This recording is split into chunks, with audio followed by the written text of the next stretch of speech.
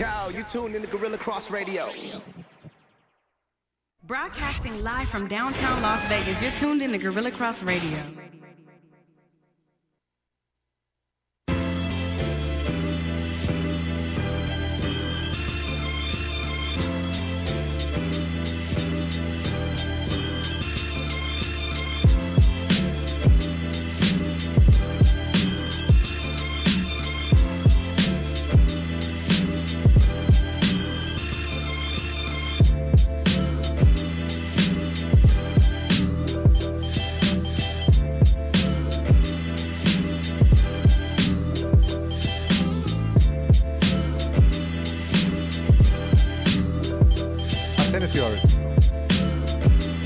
Oh, we live. All right. Here we go. Wednesday night. Hanging out at the Guerilla Cross Radio studios here in downtown Las Vegas. I'm your host, Jose V. This is another episode of Straight Bet Sports. Coming to you live from Las Vegas, Nevada, downtown Las Vegas. Greatly appreciate each and every person up here in the studio. We got Quan right now walking around. Got to get everybody right on the cameras as always. Come on, let's go. One. Got everybody? Rob, you good? You in the right spot now? I'm always in the right spot.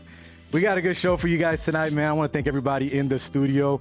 Tonight, Quan is taking the night off. He is not behind the big board. We got James behind the big board tonight. Greatly appreciate you, brother. Doing Absolutely, what you do man. as well. You're good. Thank you. Yes, sir. And we got Joel B in the background. And two guests in the studio, which we're not going to have on camera yet because we want to make sure we do things right tonight and get nobody in trouble. We got Adam Plant Jr., defensive lineman out of UNLV. Recently of TCU, transferred back home, Bishop Gorman Grad. Glad to have you in studio. We're going to talk to him here shortly as well. And we got Pops in the building as well, Adam Plant Sr. You know him from Mayweather, Tekashi69, those type of jobs that he's had, you know. But we'll talk about that later on in the show. It's going to be a fun show tonight, Rob. I'm excited. We went to the Lights game earlier, right before here, just to go hang out for a little bit. Still talk about it. that. I'm still watching it here, 1-1. Lights tied it up. If you guys are watching the soccer, it is on ESPN+.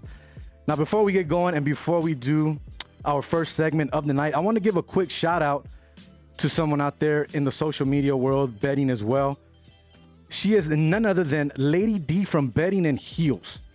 Now, if you guys do not follow her, go follow her on Twitter, on all social media platforms right now. She is on fire right now.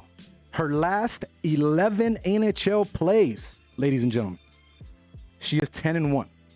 Last night, she took the Canucks. She went against the hometown Knights, but hey, she was right.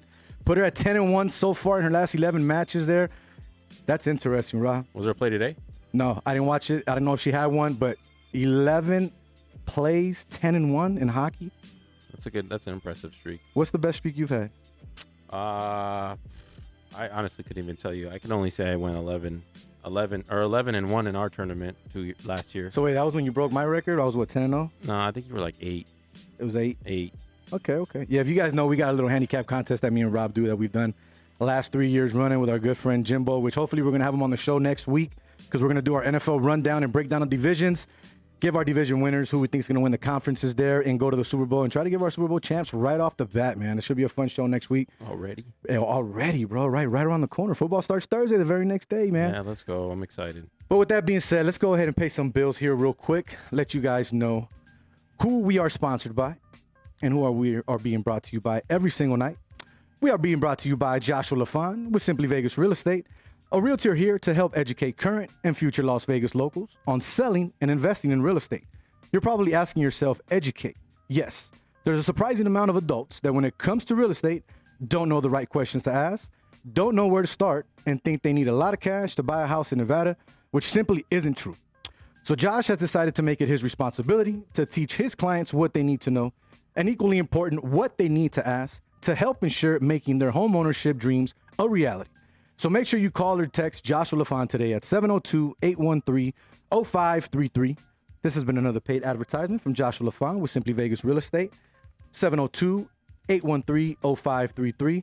Now, before we get going with our first segment here, the Night Rob, or Sports Topics Parlay of the Night, as we like to call it, if you guys are watching this, you're watching it on our Facebook page, on the Guerilla Cross Radio Facebook page, or the Jose V page. Make sure you like, comment. If you have something to say, if you have a question, or something you want to talk about, or even anything for our guest here, As long as you stay within the lines and we keep it respectful, we can go ahead and do that.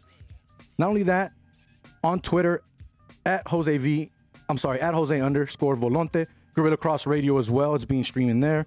And the YouTube page is Guerilla Cross Radio. That's where it's streamed live every single Wednesday night. And if you want to catch all of the shows afterwards, on YouTube, Jose V, Straight Bet Sports. With that being said, Rob, let's go ahead and jump right into it with our sports topics parlay of the night. The first one is Georgia, and this is a good one because we have a college student here, a college football player, so I want to get his thoughts on this later as well. But Georgia Bulldogs quarterback, starting quarterback, okay? They said he was going to start this season.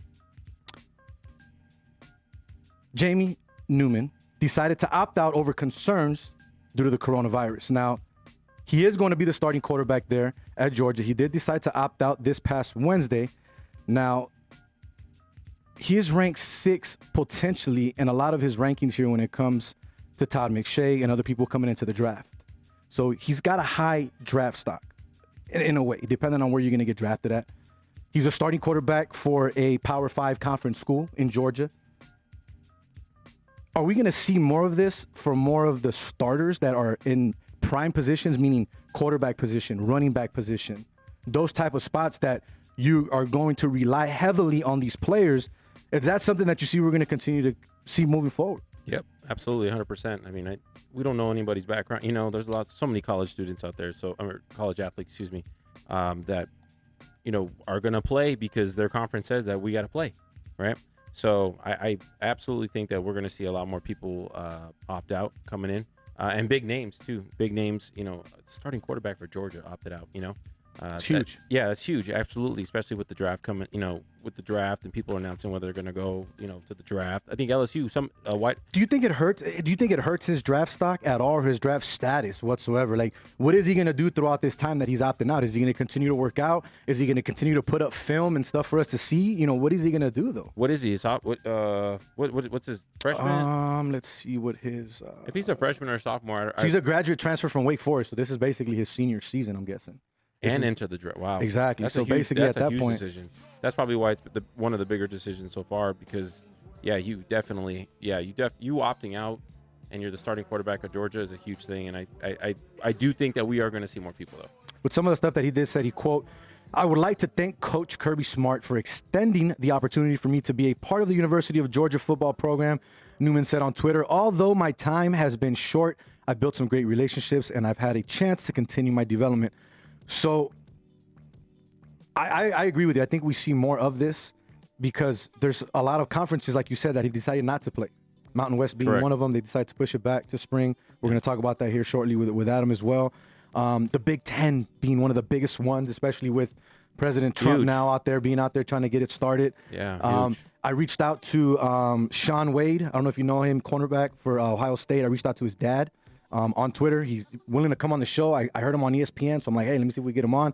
He's willing to talk. He's been big with protests, with trying to go to the Big Ten offices and show that they want more answers, because I guess they're not getting what they want. They're just saying we're not going to play the season, but they have no ultimatum or how they can actually try to find a way to make the season work. So that should be an interesting conversation if we get that going there as well. But it's something that it's going to continue to happen, especially with COVID. It's not going to go away whatsoever. It's something that's going to be here. It's not going to go away whatsoever. Just think about how many people are going to opt out in the middle of the season. You know, like just say, hey, I'm done. I'm done because somebody tested positive on the team or some, you know. Do you think we see someone from like Alabama? Oh, yeah. Or Clemson? It's inevitable. Somebody big? Especially in college, like, you know, they're traveling, they're doing all this. So they're moving not one side of the country to the other, but they're moving, you know, they're out and about. And they're college kids, you know, they're going to try to, somebody got caught trying to sneak, you know, a girl in, and it's going to happen for sure. And big places too, Alabama, LSU, everywhere. Moving on from that, we'll talk more college football because, like I said, we do have a college football player in the studio with us tonight. Adam Plant Jr. from UNLV joining us. We'll be talking to him here shortly. Moving on, continue to football. Jimbo, if you're watching and you're listening, man, your guy, Kirk Cousins, says, if I die, I die, on a podcast that he was on. I'm not sure what he was thinking or what was going on with this guy, what was going on in his head, but he had to come back and clarify his comments because I'm not sure if you saw, but Ryan Clark basically came out and destroyed him on ESPN earlier today. I haven't seen anything when it comes to like the comebacks or anything yet. You just sent me that this morning, and It was now he came out and said, and I quote, "What I was trying to say back then, admittedly, I probably wasn't as clear as I would have liked to have been," Cousins said. But what I wanted to say then, what I would echo again now, is that while the virus does not give me a great amount of personal fear, there's still great reason for me to engage in wearing a mask and social distancing and washing my hands as frequently as I can. The quote continues to go on from there, but this just goes back to you have to watch out with what you're saying, regardless of how you're saying it, because there's tough situations everywhere. We have situations where we're hearing players on teams that their teams don't want to play with them anymore because of their social media stance or what they post out there.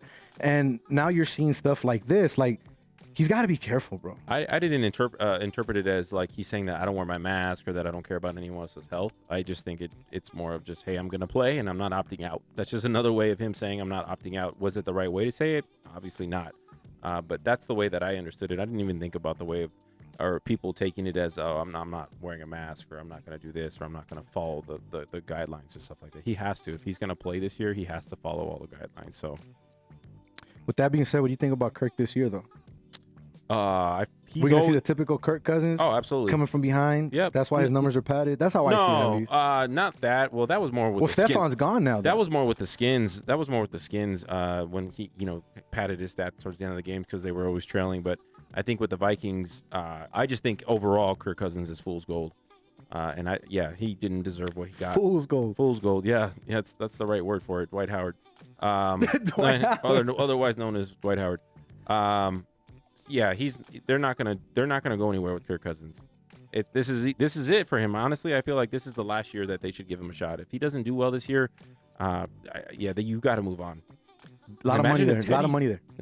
Yeah. Yeah. Imagine Teddy would have stayed around. Yeah. But we'll see what I think. I know we're going off topic, but I think Teddy's gonna have a good year this year. Carolina? I think the fact that he has someone like Christian McCaffrey in the background that not only can run the ball but can catch the ball, and he's a leader, it's gonna help him out a lot. It's gonna alleviate a lot of the pressure off him, I think, for sure. But moving on, we saw some great NBA basketball today. Miami took a 2-0 commanding lead against Milwaukee, the number 1 overall seed in this NBA playoffs. I mean, Rob, is it time for Milwaukee fans to start getting scared and nervous here and start worrying? Because, I mean, I've said it throughout the year, and I'm going to continue to say it. Milwaukee cannot be a one-man band. They got to give Giannis a lot more support. I know it was a close game, only lost by 2 tonight. It wasn't a blowout. But Giannis needs more support. This has LeBron and Cleveland early years written all over it. I think they are giving him support. I just think that Giannis is not a fourth quarter player, and when they're when they're down, like I think I said this 2 weeks ago already. When they're down, there is no comeback factor in Giannis. He's just good at maintaining a lead. He's got so many role players around him. Middleton, is it Bledsoe? Bledsoe, right? He's got so many role players, and they need to do their part as well. But Miami's a really good team, though. Don't take anything away from Miami. Like, they are a really good team. They're sleepers. And Eric Spoelstra, man. The job he's doing with that team. Yeah, he's got the experience. I mean, he's got the experience in the playoffs, so he knows how to coach the players. But yeah, I did not expect them to be up 2-0. Maybe a split, but not definitely 2-0. But it's not over, though. I'm not saying Miami's out of it. Bucks are out of it. I mean, I could easily see them coming back from a 2-0. But see, this also goes back and ties back to the whole home court advantage. If we're in Milwaukee, are we seeing a different result? I say no, just because Miami has already owned Milwaukee this year, record-wise. Home court is definitely going to play a factor in the playoffs. It's going to be huge. Yeah. So it may even be 2-0 Bucks with home court advantage, but this is the world we live in, and they're down 0-2, and you got to just take it to the board again. I got to give a big shout out to Tyler Hero, though, man. He's balling. I don't think they talk about him as much. They're all balling on Miami. That's a good squad. But Tyler Hero, 17 points off the bench, man. 32 minutes. Played a lot of minutes for an off-the-bench player there tonight. But good game there, man. Miami takes the 2-0 lead. We'll see if we get 3-0 or if Milwaukee gets one coming up here in a few days. Next thing here, Rob, that we're going to talk about before we get into our conversation here with Adam Plant Jr. from UNLV. Oklahoma City, Houston, we just saw the final here. I said the series would go 7. I said OKC would win it. Hey, they blew it. Great series, though. Let's be real. Let's give credit. Let's give credit to the guy that people said had no hamstrings left. No ankles, no knees. He carried Oklahoma City. Yep, he did, and I feel so bad for him because obviously he got the short end of the stick, and when he was playing with the Clippers. Yep. And he just can't get over that hump in the playoffs either. So I really feel for Chris Paul, great leader, definitely carried that team throughout this playoffs, and of course again just couldn't get over the hump. Not only that, Harden only had 17 points, 1 of 9 from the 3-point line, but yet Houston still finds a way to pull this game off and win at the end. Like you said, bad possession at the end there. They couldn't get a shot off when they should have. It's just horrible possession at the end, but that was a horrible. Yeah, you inbound the ball to Steven Adams. I know that's like the last resort, but I don't even understand why he's even on the court. There's like 1 second left. Like, what do you expect him to do when you're inbounding it from the sideline? Yeah, man, it is what it is though. But that is a final. Houston wins it 104-102 in 7. Next will be Los Angeles Lakers, man. It's going to be a good one there, definitely. I think Houston could give them a little bit of trouble, but they don't play that much defense. The NBA sure hopes that they give them a little bit of trouble. They need as many games as possible. NBA needs 6. NBA needs at least 6. At least 6 in this series. At least 6. If we're going to throw out the conspiracy theory, they need 6. Yeah. At least 6 in this series for sure. ABC. ABC. Once again, you are listening to Straight Bet Sports here on the Guerilla Cross Radio Network. I am your host, Jose V. Rob G to my left. James taking care of us behind the big board tonight. Joel B in the background doing what he does. Now let's go ahead and jump right into it, with our first guest of the night, Adam Plant Jr. Greatly appreciate you coming in the studio. Adam Plant Sr., we definitely got you on as well. But like I said, we're going to try to make it more about your son today, because we want to talk to him, see what he's got going on overall, see what's in his mind and his thoughts, how excited he is to get going with this football season coming up here in the spring that I believe they're going to let you guys play. But welcome in, gentlemen. How are you both doing tonight? Uh-oh. Adam's mic is off. Let's go. We good? There we go. Hey, doing great, man. Thank you for having us on. I thought you had a tasty tea in your mouth that man. So how's everything going? Everything good, Adam? Yes, sir. Great. Happy to have you on, man. How's everything been so far with the stoppage of football and COVID and everything for you so far, and then coming back home and being here at UNLV now? It was great getting back home, being back home with my family. Able to start our business, Tasty Cheesecakes. There you go. Just being back in the culture of Vegas, being here for 12 years overall. It's a great feeling to be back, having Allegiant Stadium here, new coaching staff here. So, it was a very humbling experience. So let's take a step back. Let's go back to your high school days when you were a bit younger, when you were at Bishop Gorman. Talk about your Bishop Gorman days. What did you take from what you learned in high school? You were highly recruited as well. You were high overall ranking. In your Four-star DN. There you go, 4-star DN. That's why we had to have pops on. Autocorrect. Autocorrect, exactly. Automatic autocorrect, right? But yeah, talk about that and what you learned at your days at UNLV. I'm sorry, at Bishop Gorman, and that what you took with you into your college career at TCU and now moving forward into UNLV. Basically, overall, just a camaraderie. Having a lot of my teammates that I grew up with since I was, 8, 9 years old. We're all playing at different universities, prestigious universities around the country. All of us is coming in with a goal and a mindset that we was going to take everything that we got here and just make the best out of it. And, we just grinding out with each other. We made each other's better every day. I would say, real talk, our practice is probably more physical and more serious at than Gorman? our games were. Yeah. Really? And you were there during the Tony Sanchez era, right? Before he went to UNLV? Yeah, that was my freshman year in high school. Okay. Got it. So it was a lot more intense. Yeah. Really? How so? Can you elaborate a little bit on it? I mean, you got to think about it. We have my homie EA, he's a 5-star linebacker. We got Brevin Jordan, 5-star tight end. Dorian's a 5-star quarterback. We got my homie Speedy, Cedric. They're both 4 or 5-star receivers. And then you got me on the DN. So, we're very competitive, and we always hang out with each other outside of football. So, when we're on the field, we want to make each other better, but we're going to push each other at the same time. So, Adam, you also played football, correct, if I'm not mistaken? I started at right tackle for the BC Lions 2002. So prior to that was brought to camp with the Kansas City Chiefs. Okay. Prior to that, played at Long Beach City College, national champ 1995. New Mexico Highlands 1997. Voted the best offensive lineman to play at the school. So with that being said, going back to junior, knowing that your dad does have football background and pedigree. Yes, sir. Was that something that encouraged you to jump into choosing football as the main sport for you to go after? Well, initially when I was 3 years old, my mom was the first one to put the ball in my hand. Mama, really? Give all credit to Mama. Okay. Tamika Plant. There you go. And then when we lived in Long Beach, California, we would go out to Pomona when I first started football with the Pomona Steelers. First, I I had fun at a couple practices, but then once I started getting into it, I didn't really like it like that. And then really applied to me until I got to Vegas in 2008, and I really found a knack and a love for the game. Gotcha. And from then on, Pop took me under his wing, and instilled all his knowledge inside of me, and the rest was history. So you got. Oh, go ahead. Well, what position did you play growing up? Defensive end. Oh, the whole time. Yeah. You never. Yeah, I would go back and forth to offensive tackle, defensive end, and then when I was 10 years old, when I played for the NYA Rebels, Okay. I played defensive end, offensive tackle, tight end, receiver, running back, Whatever. everything. So you guys are originally from California or from Vegas? South Central No. Los Angeles. What part? 10th Avenue in Jefferson, the heart of the city. 66 Menlo. There you go. Grew up, Yes, born and sir. raised. Been out here Yes, a few sir. years now too. Yeah, It's good to have people from my own backyard in the studio. That's Oh, cool, yeah. man. It's always a good thing for sure. Yes, We got sir. Adam Plant Jr., UNLV D-Lineman, and we also got Pops in the building, Adam Plant Sr. with Tasty Teas. Yes, sir. Got the shirt on. Huh? Tasty Teas Cheesecake. If you haven't been following on Instagram, you have to. He's been all over the place, man, traveling, delivering all that cool stuff there for sure. But going back to Adam Jr., I want to talk about a little bit of your days at TCU. So you were there for a whole season. You pretty much played every game of the season, I believe, if I do have that correct. Yeah. Talk about how it was playing for someone like Gary Patterson, and not only that, on the defensive side of it, Coach Chad Glasgow. How was that experience there as well? It was a great experience. Coach Gary Patterson gave me the opportunity to play Division I football at TCU. Took that with the most humblest experience. I had a great time there in Texas, being in a different atmosphere, a different setting, having to deal with a lot of different things that I'm not comfortable where I wasn't used to. But as an overall, he was a great coach. Coach Glasgow was a great coach. Real aggressive. He's gonna get at you every day, but in the end, he means the best. So it's Big 12 football, different conference, right? Yeah. You're coming into the Mountain West now. You've seen the style of play from the Big 12.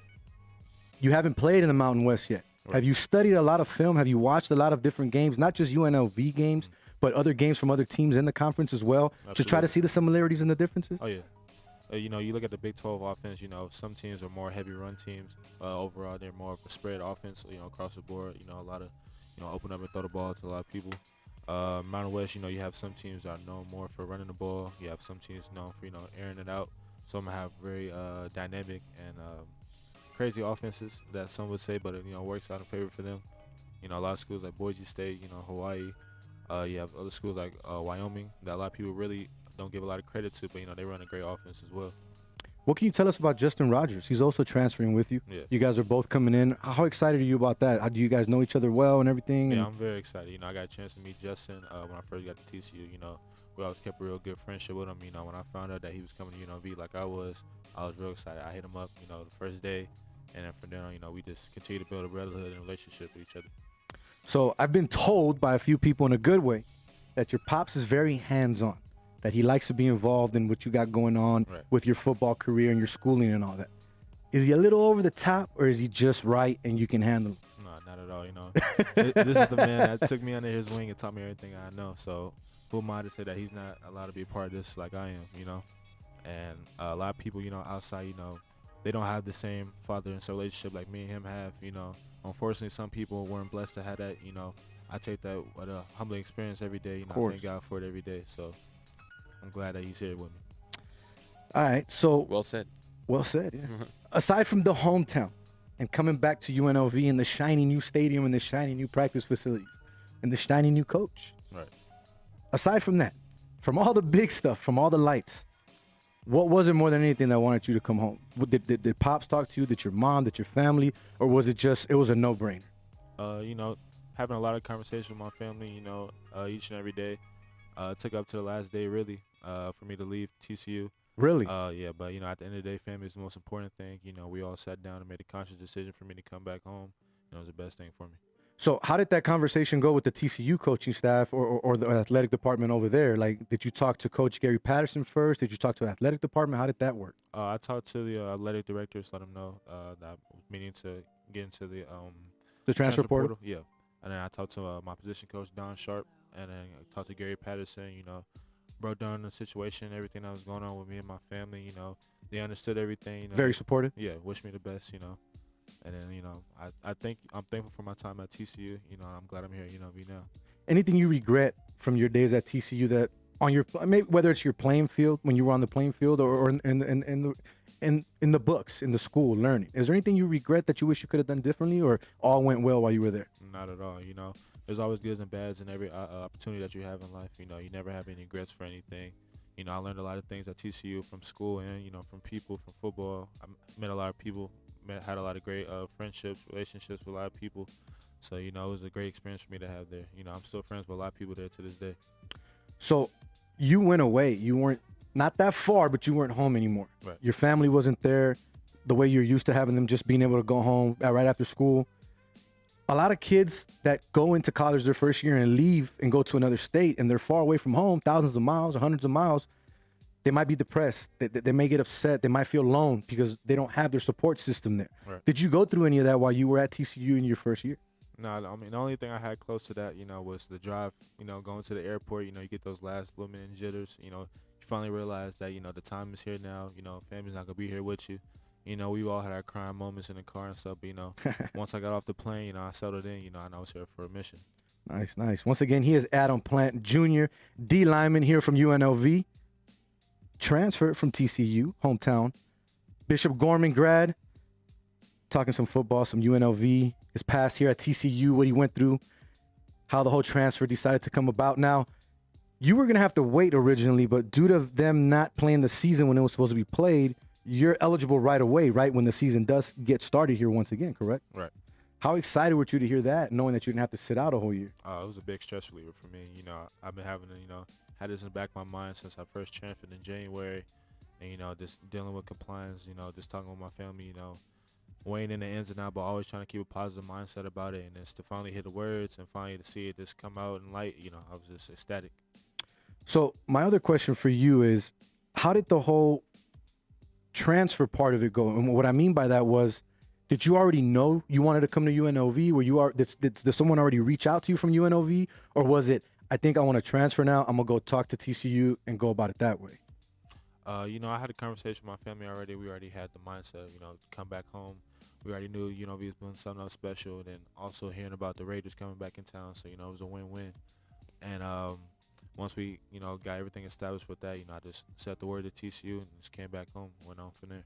So how was the recruiting pitch for Marcus Arroyo? Did you talk to him? Was it someone else that came out and tried to recruit you? Yeah, once I entered the transfer portal, I had a short conversation with Coach Arroyo over Twitter, and then once I took my official, we sat down and talked a lot.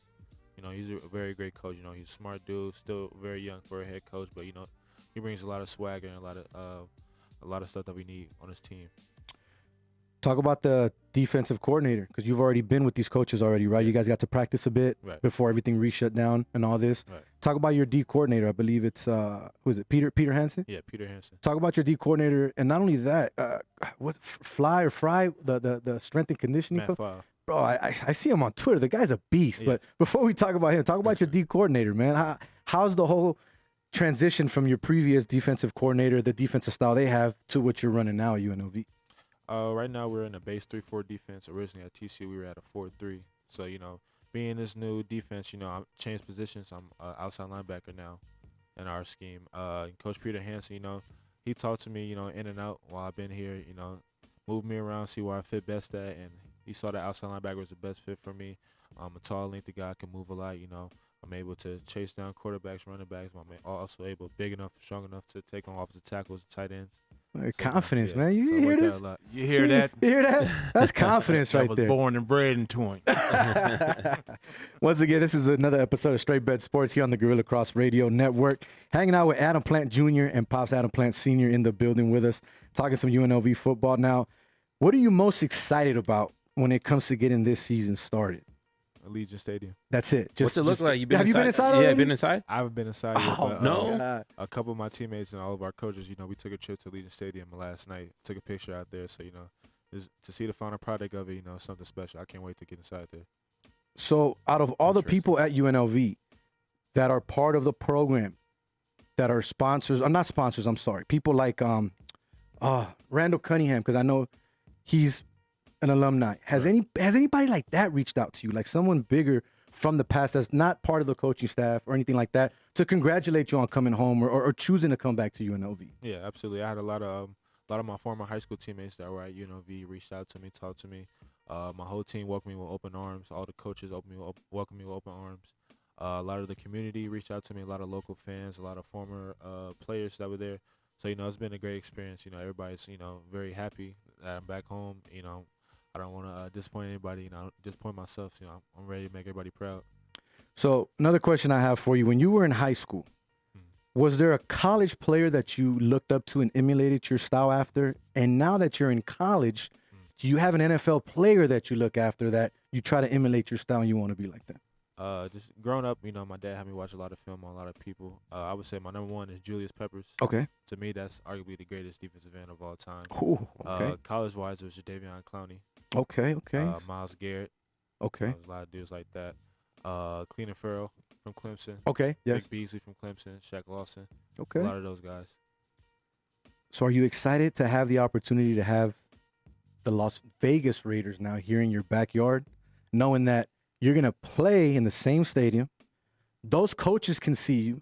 You could get the opportunity that someone like Javin White is getting right now. Right. He's getting a lot of noise. People are talking real good about him, saying he might be that one guy that's going to come out and surprise everybody.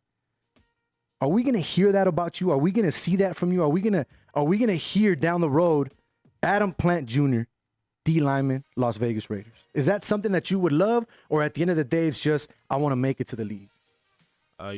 My dad told me this, it's not just about making it. We shoot for the stars and land on the moon. So we shoot for the first pick in the draft. So that's my first goal. pick in the mindset. draft. So what are you going to do to make that happen? Or what are you already putting in place now to make that happen? I'm working hard every day. I'm in my playbook. I'm in the gym every day. I got pops here with me. I got moms with me. My family right here beside me. I got my coaches with me, all my teammates. So, I'm going to ride this thing till the wheels fall off, man. I'm not looking back. So it's safe to say that you're 100% back in your comfort zone. Not saying you weren't at TCU, but now that you got everything here, your home support, you got the coaches right here backing you up, doing what you got to do. You got a lot of your old high school buddies supporting you as well. You're good, right? Absolutely. You're in the right spot. Yes, sir. It's good that you came home. And not only that, I ever made. I was talking to him last night to let him know he's going to come on the show. And he, sir. So I'm like, I appreciate the respect. I'm like, just call me Jose. It's all good. But You that's are good. older. But that just goes to show. You are a lot that just older. goes to show what Pops got. What Pops instills in him, what the family does. When you have a father and a strong mother in your life, Yep. it better come out like that. It better come out like that. That's awesome. So right before the show started, I'm going to put you on the spot. I'm going to put some pressure on you. We're going to see you at UNLV for a few years. We know it's not a one-and-done situation. Right. Pop said you're going to break the career sack record, which right now stands at 28 28. sacks UNLV career. What other records we breaking? Are you going to break that record? Every record possible for me to break, I'll try to break it. Okay. Love the mentality. How many sacks? That's what I want to know. How many sacks are we going to see from you year one here at UNLV? What are you shooting for? Realistically, like what are you shooting for? Realistic, I never try to set a number for myself, but if we had to throw a number out there, I'm gonna say 15 or better. Wow. Let me write that down. 15. What's today's date? Today's the 2nd. He said he's gonna get 15. Nah, but that's good, man. I like the positivity. I like the confidence, and that's good. But I like the fact how you answered that question. You're team first guy, Right. and that's good. That's really good. If I could intervene real quick, as far as defensive ends for Bishop Gorman, he has the sack record. He had 22 I sacks. did not know that. record. He had 22 sacks in 2017. And that record still stands till today. Yeah, so there was a kid that was an outside linebacker that went to Oklahoma. I think he had 28 or 29. Okay. He's an outside backer. But as far as defensive ends that played at Bishop Gorman, Adam Plant Jr. has the most sacks ever. So then it's safe to say that, not to throw out the personal accolades, but 28 should be something you could definitely shoot for. Right. 28 total should definitely be something you can shoot for. Absolutely. I'm looking forward to it, man. Now, last thing, Pop said that this is the first time you guys have done a show together. Yeah. Is that you a little nervous that he's sitting next to you, or you just Not at all. all good? Yeah. Talk about the previous show you were on, because you said this is the second show that you've done so far. Yeah. I'm pretty sure there's going to be a lot more. Yeah, it's, one of my you know? former teammates, one of my really good friends, Jackson Bozarth. He has his own podcast as he does. Sat down to talk, a little backyard football talks with him. He's just getting off the ground right now, but it's gonna do very well for him real soon. Once again, he is Adam Plant Jr., D-Lineman, UNLV, transfer from TCU, decided to come back home. We got him in studio. Final thought before we let you go, personally, because we're going to jump in with both of you guys and talk to you and your dad now collectively as well.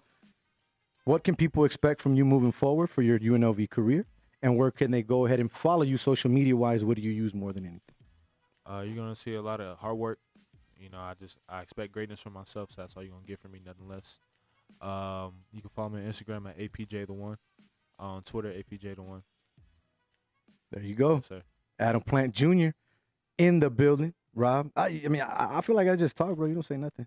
You got any questions for him? Kinda ran it. I actually had questions about Allegiant, but he There you answered go. them. No, Anything I already else? answered. He already answered. He hasn't been there yet. I'm surprised. But y'all practicing? You guys practicing right now? The No, practice starts no. next week, We're right? just working out right now. Working out. Practice Yeah. start next week, and then the season's supposed to start. There's a tentative date. Is it springtime? They moved to Spring, right? You guys Yeah, moved it to should be March. sometime in the spring. We don't have a set date for it yet. March. Okay. So are you gonna be at some of these practices? Man, I'm gonna be if I ain't delivering cheesecake, or if I'm not at my daughter. You know, my youngest daughter runs track for Bishop Gorman. So once Okay. they get started back if I'm not at her track meet, I'm what? What? Yes, sir. You better believe I'm gonna be there. Man, this is the most exciting time of my life, man.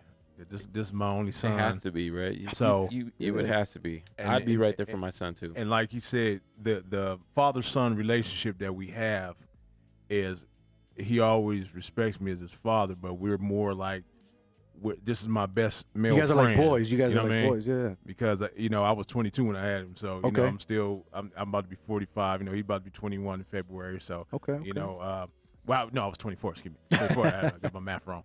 But yeah, we just have a really, really great father-son relationship. Something that I never had with my dad. My dad was 60 when he made me, so Okay. you know he passed away. Actually, he died in January 2000, and Junior was born in February. So I wish he could have seen him, but Okay. you know, that is one of the things that just makes us even that much more closer, because I know everything that I lacked with my father, I wanted to make sure that we had. You know what I mean? So it's really special between us. That's good, man. That's good to hear. I didn't have my dad growing up. I reunited with him when I turned 18, and we've been solid ever since. Right. I don't care about the past. You know, it is what it is. I'm glad I have him now. Yeah. So that's great to see that you guys have a bond like that, because like you guys said, not everyone has that. Right, And you right, guys man. do. So that's great to hear, man. Has he ever been at one of your games though, and maybe you're not playing up to your potential, and you just happen to look up? No. You happen to look. Oh yeah, man. And you happen to look at one, and you're like, I gotta get going. Or what am I gonna do here? Every game since Little League, since I've been playing football. Really? You're going to hear him and you're going to hear my mom. No matter how loud the crowd is. I remember my first game at TCU, there's a crowd of 50,000 plus people. Wow. Yeah. And the first people that I hear are my mom and my dad in the stands, and I instantly know where they at.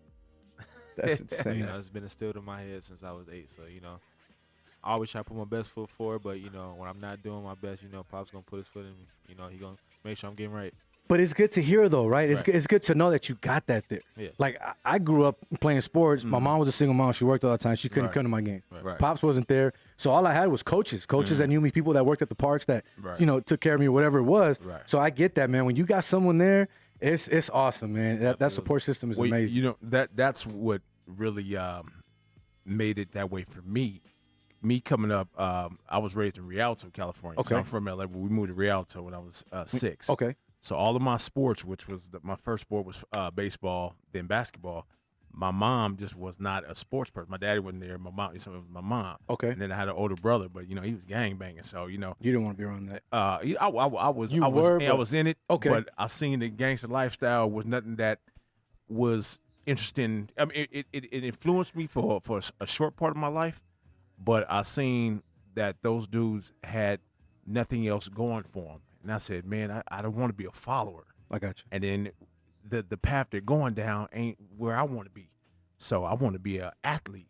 So most of my childhood sports was based on inner drive, me, really, really pumping myself up. And I remember the first year I played basketball, I scored like 6 points the whole season. And I was sorry at first, but I just had to learn my body. So the next year I lost some weight and everything. I got a little faster. Okay. I was always a kid that had rhythm. I could play the drums and the pop lock and all that stuff. So I had good feet. I just had to get it. You used to pop lock? Oh man, I tell anybody ass up to this day. To this day. But once I had started learning my body a little better, the next year in basketball I was like top 10 scorer. Okay. But I remember being in the games and I'd be like, damn, I wish I had my mom here. I wish I had my dad here. I wish I had that. So that mindset, all through my childhood, going into my teenage years, I would always say one day that when I became a father, if I have a son and my daughters, but especially if I have a son, I want to be everything that I yearned for as a kid, and for that to actually happen. And like I said, my wife put the football in his hand first because I was like, I'm not gonna force the game on him. I get you. And he has to really come to me and say, Dad, this is what I want to do. So when I was working for Snoop, that's when I used to bring him out to the promoting the Steelers for the Snoop Dogg's team. And Snoop used to the league, right? Yeah. Snoop used to be like, hey, cuz, he need to play, cuz. He need to play, cuz. And like you said, he came the first couple of practices, he was into it. But then my wife had pulled me to the side and was like, babe, Junior don't really want to play. And I had my daughter cheerleading, and she didn't really want to cheerlead. So I was like, damn, y'all, I'm driving y'all from we were living in Lakewood at the time. Okay. And I had changed my shift from 3 to 11 to 11 to 8. Okay. So I can bring him out to practice. And man, once my wife pulled me to the side and was like, he don't really want it. I was like, damn, come on, Junior, man, come on, man. Why? I'm doing all this, man, come on. But like I said, I wasn't gonna force it on him. So when we moved out to Vegas the next year, and I started working for Floyd. When the football season started, another one of my childhood friends who was a coach out here, he was coaching the the NYFL, the rookies, the coach rookies. And so that was around August. My son said, I asked him, I said, son, you want to play football now? He was like, Dad, I want to play football. I said, okay. So that year, man, just seeing him take his first hit and crying and run to the side, Dad, he hit me. I'm like, what changed? Get your what ass here. changed? After he got hit, it's like, going in that same game, like the first quarter, but then maybe like the third and fourth quarter, he went into his zone. And that year when he got his first sack, I mean, at 8 years old, because he was playing with all 10-year-olds, and he was only 8-year-old, but he was always a tougher kid. Gotcha. So when he got that sack, man, and I seen how he reacted after the game, I said, what position you want to play? He's like, Dad, I want to be a DN. I like sacking the quarterback. And so it's like Joe Jackson with Michael Jackson, Floyd Mayweather Sr. with Floyd Mayweather Jr. Yeah. When your dad sees the talent in you and he played that sport, it's up to him to help you harness that and make sure that you can become the best that he know you can become because you came from him. Yep, definitely. So I know what kind of football player. I got to an NFL camp, and I never played down in high school football. So I know that my son playing in the same position since he was 8 years old with my training. And then, his mom really got into football a lot. He couldn't help but to win. Yeah. So as the years just progressed, when he was 10 years old, man, it's a funny story. He was playing with the Rebels, as he mentioned earlier, and we were in a park, and in that park, it was like the 10, 11-year-old team, the 12, 13-year-old team, and I guess the 7 to 8-year-old. So we all had our little sections in the park, right? So him and this kid and one of his friends, we're doing the drill where we line them up at like 10 yards apart. Okay. Adam hit this kid so hard. It sounded like somebody chopped a tree down with the biggest axe they could find. It was like, pow! And it was crazy. Everybody stopped. And the kid's dad, who was coaching, I think, the 12 and 13-year-olds, he came over. He was like, man, I had to come over here and say, who was that? What was that? But the trip was, I didn't want to tell him, that was your son and my son cracked. So, yeah, but that when he was 10, I knew that I had something special, man. And going into 11, maybe like a month after he turned 11, I put him in his first football camp, which is called Football University Camp, FBU. Okay. And this is on YouTube. Y'all can look it up. Look it up. He did one-on-ones with a 17-year-old high school lineman. He was 11. He had just turned 11. How tall were you at 11? 5'4". Yeah. But he beat. That's it? Look, James is like, wow. But dig this. He beat the dude twice. Now I was like, how in the hell can an 11-year-old beat a 17-year-old on the line? I'm a lineman. Yeah. I ain't never seen that happen. I ain't even heard it. I never would imagine even seeing that visually. Gotcha. But to see my son do that, I mean, like whipped him, like off the line, whop, gone. And the guy who was coaching the drill, he had coached in the NFL for like 20 years. He pulled me to the side. He said, "Sir, you got something special in your kid." He said, "I've all the years I've been coaching, I've never even seen that." And so it just excited me, man, because like I just had alluded to, I know where I was at 11. I was nowhere near my son. So you saw the talent. Oh, you saw yeah, it there. Yeah, Pure. He's like everything I wish I was I at got that you. age. You know what I mean? So, yeah, man, just to be there, man. Like with all three of my kids, I was in the delivery room to cut all of their umbilical cords. You know what I'm saying? I was there. I was there to deliver all three of my children. So that is the best thing about being a dad. I've been there, but like I said, with him being my only son and him doing what I did, but even better, it's just a treat, man, because it's like I could talk to you as a father, but it's not like talking to you as someone who's been under the helmet and who's gone through everything that you've gone through.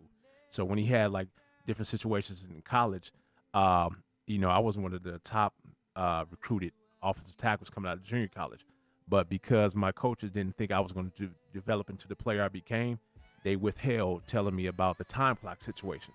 So I actually started junior college in the fall of '93. Okay. Where my time clock started because I took 18 units. Okay. They didn't tell me to stay at 11 and a half so I can keep my eligibility. They just let me do what I Continue. did because, you know, I was I basically came to them out of a band. So they didn't think, you know, too much of me. So when I lost 100 pounds and molded myself into a Division I prospect, it was, I had played all the way up to 96. Okay. You know, 93, 94, I was messing up and then played 95 and 96. So after 96, I had like 30 Division I offers, but everybody was like, "Damn, we checked we looked at your Credits. and what did they Transcript? call that? Transcripts. Yeah. Looked at your transcripts, man. You started school in '93." I was like, "Yeah, but I didn't play." They was like, "Yeah, but you took 18 units." And I went to my head coach, rest in peace. I was like, "Coach, man, why you didn't tell me this, man?" He was like, "Well, Adam, well, you know, you came to us from a band, man. We didn't think you were going to develop." He's like, "But you know, you still go Division II." And I was like, "Man, I want to hear that, man." And shit, I got University of Oregon right now ready to give me a scholarship, man. So at that time, me and Achilles Smith was getting recruited at the same time. Yeah, Former I remember quarterback. Achilles Smith, yeah. Cincinnati Bengals. Yeah, Bengals. so Penn State, right? Was it? Oregon. He went to Oregon. Yeah, Gotcha. so the defense coordinator name was Don Pelham. So he came. He was like, "Man, look, Plant. I just went and got Achilles Smith from San Diego, San Diego Mesa. He junior college came out of. He got him. He's like, I need an offensive tackle to protect him. So that I'm coming to get you." And man, I was all set to go. He called me the night before I was supposed to take my trip to Oregon. He called me. I was working at Vaughn's grocery store, and I got the call.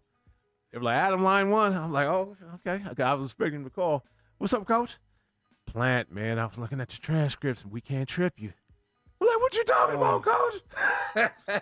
So, man, you know, all those little things, man, the little bumps and bruises that I went through, that's what made me passionate about my son's career. So I tell him, you know, having the blessing of this being his another chance to play Division I college football, and then he still got 3 years left if you want to use all three. Got it. You know Nice. what I mean? But I think he's gonna wrap that up too. That's the plan. That's the plan. But like I say, everything that I tell him at this point, and now he's a man. It's like, you know, we talk like, dude, all right, do it like this. You know what I'm saying? Put your Adam Plant Jr. on it. Yeah. Put your stamp on it. But you know, if I see something that I can help you with, I'm gonna do that.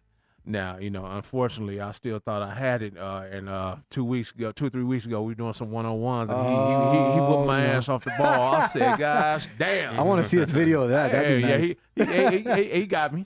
He got me in a couple, but you know, he tried to do an inside move, and I jammed him up. So I was like, "Okay, you know, I ain't teach you that." So, but man, it's just been a pleasure, man, to see. First of all, what kind of man he's become. Yep. That's the most important. You know what I mean? And how.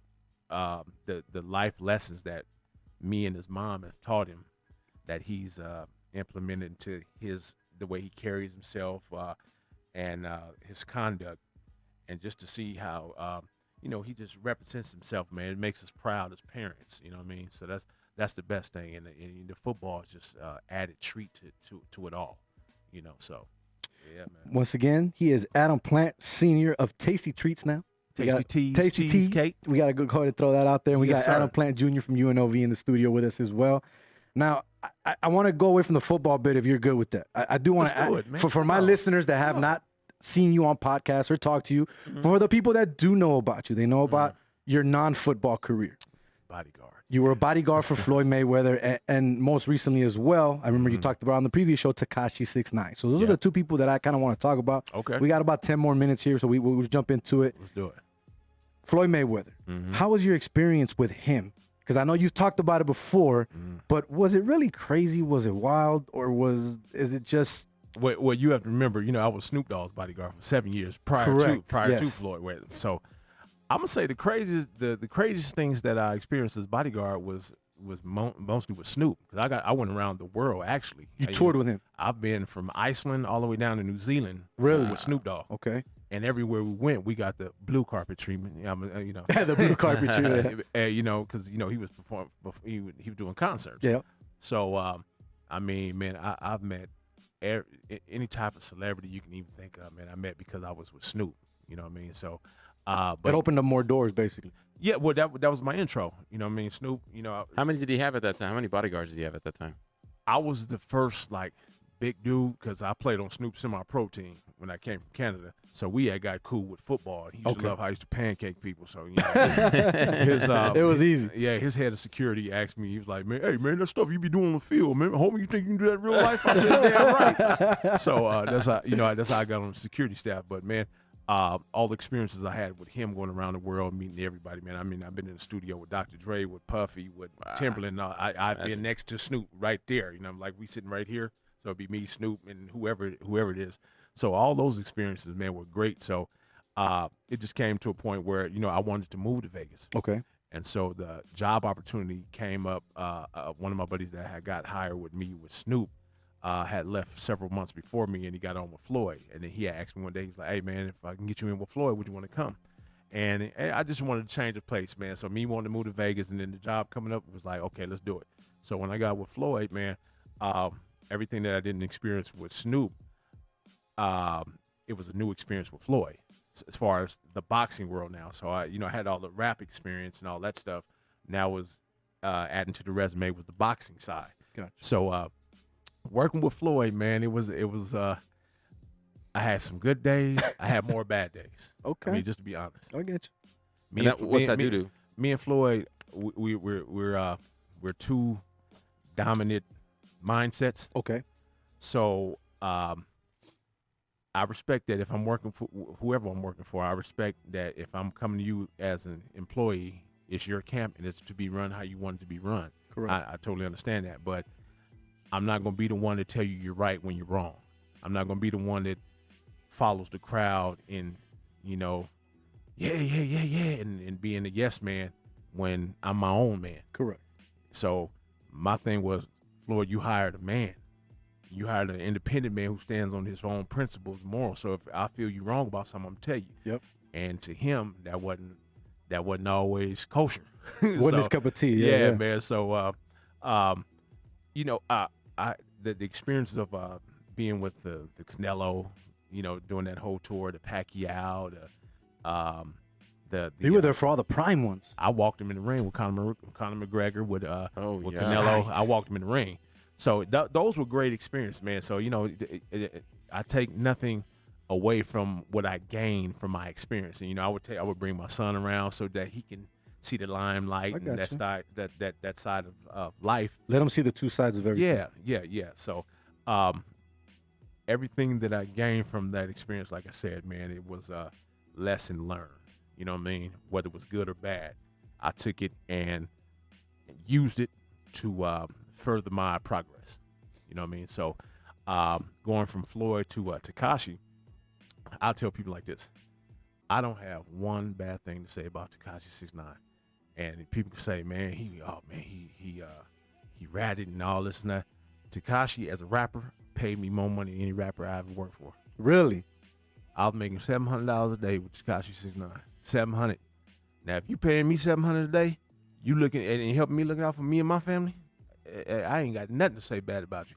And then, I call him Daniel. That's what I was going to get to. That you call him by his name is what I remember. Yeah, I call him Daniel. The times that I got to pull him to the side, man. Being from South Central Los Angeles, man, I know about every gang situation. Yep. So I would pull him to the side as much as possible. Like, Daniel, man, you got to stop playing with this shit. And this shit can get you killed, man. And I remember telling him one day, I'm like, Tupac and Biggie two of the best there ever was are both gone. Yep. Coming to, LA and Vegas. But dealing with LA cats, you know what I mean? So what you doing, you playing with your life, man. Although it's not right that we got to live in such, circumstances, but it is what it is.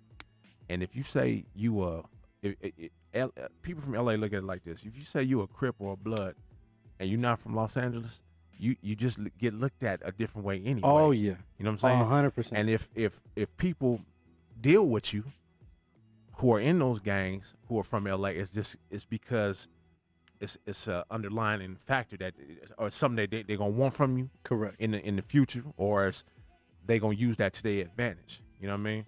So What would he say? What was his response to that? man, these dudes, they don't know, man, they don't know. And I would just, keep pressing him like, man, stop, dog. You 20 something years old, man. You don't know about this, man. You it's like, I think he was more intrigued like a fan of this lifestyle. You know what I'm saying? That's how he treats it. And that's what he wanted to be. That's what he was claiming to be. But me being from South Central, knowing what it is, dog, you not that. So I would tell him, man, you've been blessed to be in a situation. Make your money, man. And you got a daughter. Make your money. Do your music, man. You know anybody else that still works for him currently? I mean, how many does he have now? One guy, but the rest of the dudes is like, I think, like. Does he pay him more than? I mean, I'm sure it's got to be. Right now, it's pretty crazy. He got to break off. He got to break them dudes off. Right, because they're targets. Yeah, exactly. The other guy you used to work with from the Great Wall, is he still working with him? Nah, he's not. Okay. Nah. Big Not too many church. people would Big take church, that. yeah. Not too many people would take that job right now. Nah, and And the way he's doing it too, man, he's trolling. Like, Yeah, he's trolling out there. I He's know out it's not there. sports related, but I took some flack. Well, Did they offer you to come back? So-called flack. Nah. Once he left, I was through with that. But got different guys I knew from LA, from Compton, from different places. Calling my phone like, hey man, you need to get at him. oh, because they knew he was his wow. bodyguard. Yeah, Right. Because I'm still real well respected in LA, I man. got you. From Crips, Bloods, and all kind of neighborhoods. I see you going out there. I see you on Instagram. And people really know, I'm from the city. Yep. So I've never broke ties to the street, although, I'm a grown man. I'm far beyond that, but I still always keep a tie to the streets, because if you don't, man, it can be bad. You know what I mean? Because the clients that I have had, you best believe that people have been watching them like a hawk, and the only reason why some of them didn't get pressed because they was with me. I got you. And some guys Out of respect to you. guys don't really realize that, but they know. Throw it out They there. ain't gonna say no Let names, it be but they known. know. But yeah, man. Good stories, man. That's awesome. I want. Just I go know in the some of it's background. not We could do a sports whole other related, show. but- We could do a whole other show just exactly. on that. Just on Man, that. I could just- talk about the bodyguard world for you for Oh hours. man, And- definitely. We gotta get you back on again and do a whole show, but that would be fun. But Yeah, man. before I let you guys go, though, I greatly appreciate you guys again being in studio. I gotta let you plug Tasty Teas. Oh, come Talk on, about man. it real quick, briefly, and let people know where they can find it and where they can find you, all the way around. Plain and simple. Everybody that's listening, everybody who's watching this. If you love cheesecake, if you don't love cheesecake, Tasty Teas Cheesecake, which is made by my wife, Tamika Plant, and distributed by me, Adam Plant, are the best tasting cheesecakes on the planet Earth. The reason why I say this, everybody who has had our cheesecakes with one taste, everybody say immediately, this is the best damn thing I ever had. And it's the small ones, right? Well, the small ones are just the mini version of the Because I big saw the ones you took to Gary Owen and yeah. Those are those are mini cheesecakes. Okay, And got it. a lot of times people like those because it's just more convenient. different assortments of it. Okay, we gotcha. can bring you every flavor, and Okay. it's a smaller portion size. But we Okay. make every flavor in a whole cheesecake as well. Ah, okay. I did And not know that. my wife had been making these for years. It's just that I was doing bodyguard, and I was just Not more enough time. I was more focused on that. Definitely. You know what I mean? So it wasn't until last year when I came home. I was working with Sweetie, and I came home right before my birthday. I was about to turn 44, and I was like, "Babe, I'm tired of doing this bodyguard shit. We gonna take off with these cheesecakes. Let's go do it." So Nice. we took it to our lawyer, got the business license, tax ID, LLC, and all that shit. Patent everything, all Patent that. everything, Cool. man. We good. Trademark the logo. This is ours. I've seen somebody wearing this shit and I ain't prove of it. Oh, it's on. We But got yeah, a man. problem. Yeah, I man. wanna So, try it. Yeah. so what's great about this whole thing now is that, Junior is doing what he's doing at UNLV, me and wifey got our business going. Our daughter's doing, our oldest daughter graduated from Nevada Reno. She's about to start on her master's. Our baby girl is running track, and she's like a 4.2 student at Bishop Gorman. So our whole family is doing well in Las Vegas. So we came from LA, and we came here, and we elevated the whole family. You know what I mean? So the ultimate thing would be, people to come here and see Adam getting the sacks, and then after the game, his 28 sacks in his career. After the game, they all go to Tasty T's, and that's it. Call it a wrap. Yeah, make it a whole Vegas weekend. There it is, man. Once again, he is Adam Plant Sr. of Tasty T's Cheesecakes, and Adam Plant Jr. in the studio with us from UNLV D-Lineman.